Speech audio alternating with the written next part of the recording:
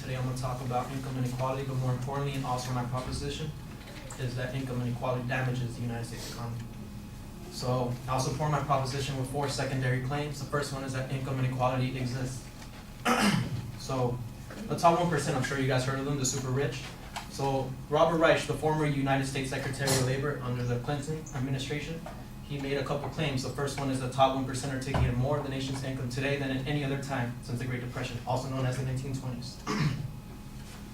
Robert Reich also claims that the top 1% owns 50% of the country's stocks, bonds, and mutual funds, while the bottom 50% of Americans only own 0.5% of investments. Robert Reich also, which is probably the most mind-boggling statistic that I found, was that the richest 400 Americans have more wealth than the bottom 150 million Americans combined.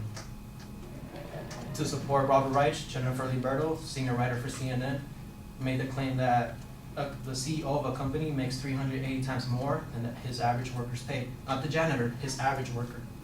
So to support Jennifer Liberto in the video Wealth Inequality in America, it illustrates how it will take the average worker a whole month to earn what the CEO of a company earns in 1 hour.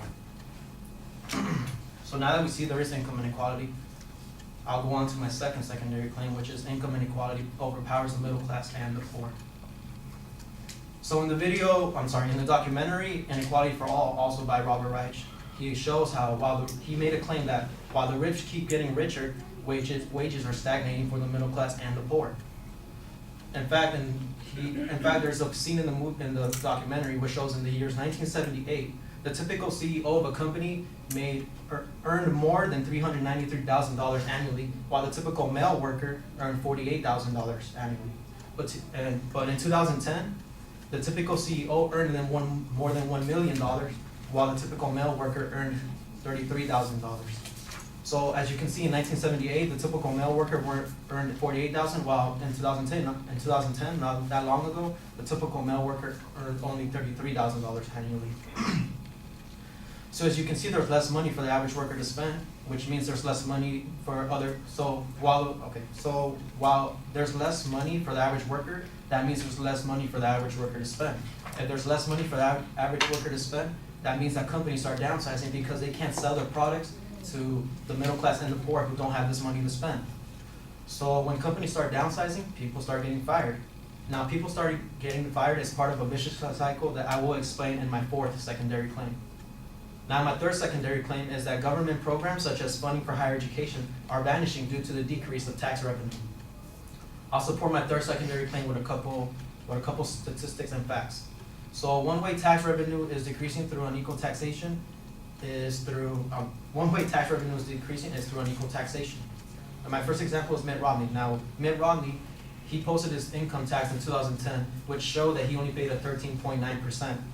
In 2012, according to CNBC News, middle class people, these are people that earn more than $50,000 annually, but less than $100,000. These people pay 35% of their income, and that includes income and payroll. Another way to show that there's unequal taxation is by looking at states.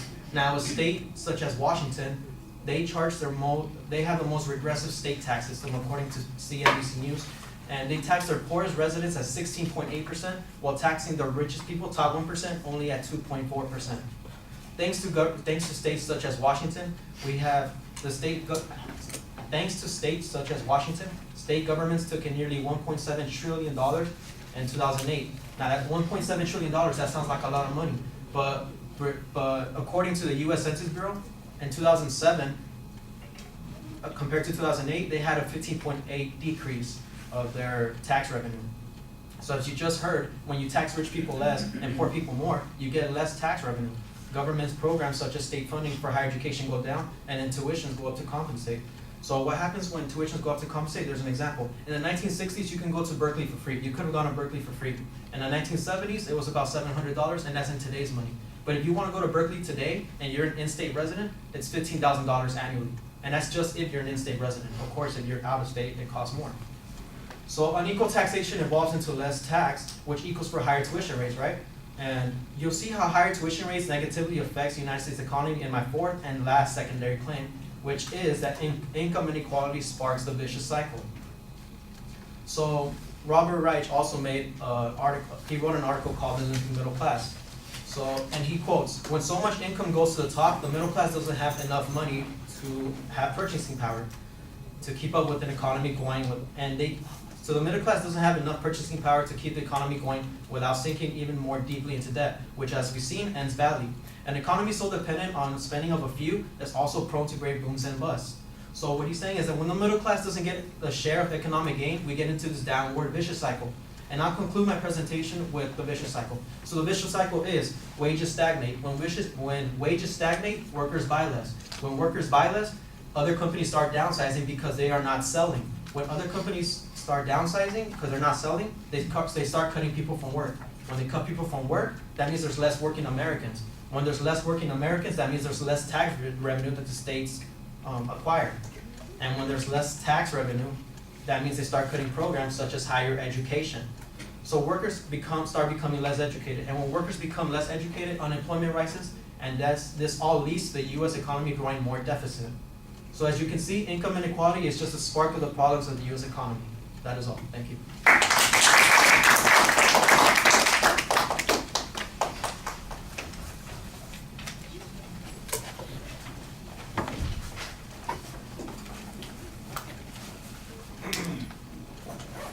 Thank you.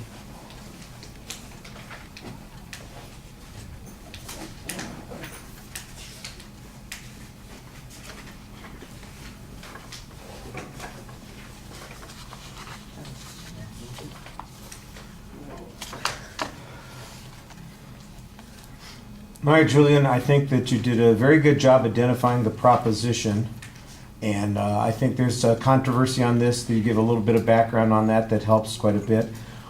There's not really a preview. You preview the first point, and then you just kind of go into the argument. So there's not really a setup of what the secondary claims are going to be. Internally, you do a very good job, though, signposting as you get to the individual points. So if people are listening carefully, they'll be able to follow what you're saying. But if they're casual listeners, you want to help them a little bit more with a preview at the beginning that includes, here are the 4 things that I'm going to be showing you before you get to each of those individual things. So I think that would help there. In the body of the speech, like I said, it's well organized. You do a good job kind of explaining concepts on each of the points. I think, for example, when you get to the end on that vicious cycle, it's really kind of a summary of the whole argument that you're making there. And I think what you need to do is kind of connect that cycle to some of the points that you made. So when you said, at this point in the cycle, this is what happens, and I showed you X. At this point in the cycle, this, and then this sort of thing happens, and here's the example that I showed to prove you those things, so that it's all connecting a little bit more. I think you've got a lot of information in the speech. I do think that there's sometimes a bit of a problem in making the inferences and the connections that you're making to those points. At the end, you kind of explain how you see all of this stuff fitting together, but I'm not sure that in the body of the speech that everybody will see how all of that information leads to those conclusions. So that needs to be a little bit clearer. You did an excellent job citing your sources for the most part. You had a diversity of lots of statistical information, a couple of examples, and some factual data, so you're doing fine there. The presentation, you've got a lot of stuff that you're trying to cover, so you're having to speak a little quickly, which is not a problem. I think you were very clear. But of course, one of the things is that you've got so much data that you're doing a lot of reading, and you don't really connect with the audience as much as you might want to. At the end, I thought you did a little bit better job of that. All right, thank you.